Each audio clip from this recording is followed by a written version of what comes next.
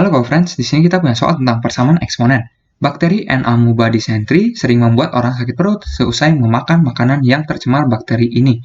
Andaikan satu bakteri N. amoeba dysentery mulai mengandalkan diri setiap 10 menit, maka jumlah bakteri ini bisa dimodelkan sebagai fungsi fx yang adalah 5 dikalikan dengan 2 pangkat x, dengan x adalah rasio lamanya waktu terhadap 10 menit.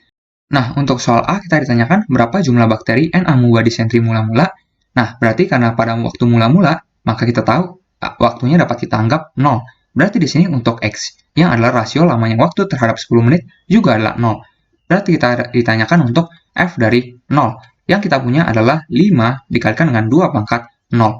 Nah, perlu kita ketahui bahwa untuk sembarang bilangan, yaitu misalkan A pangkat 0, akan selalu sama dengan 1, jika A-nya tidak sama dengan 0. Jadi untuk semua bilangan, kecuali 0, maka dipangkatkan dengan 0 akan menghasilkan 1.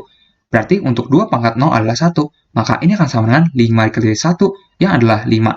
Jadi kita tahu bahwa mula-mula ada 5 bakteri N. amoeba dysentery. Berikutnya, untuk soal yang B, kita ditanyakan berapa jumlah bakteri setelah yang pertama di sini untuk 30 menit. Kita punya untuk X yang adalah rasio lamanya waktu terhadap 10 menit, berarti ini adalah 30 menit, lalu kita bagi dengan 10 menit.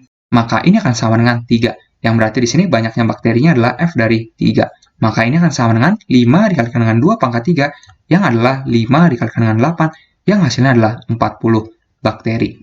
Berikutnya untuk kasus yang kedua, di mana setelah 40 menit, yang berarti di sini rasionya yaitu X akan sama dengan 40 menit, lalu kita bagi dengan 10 menit.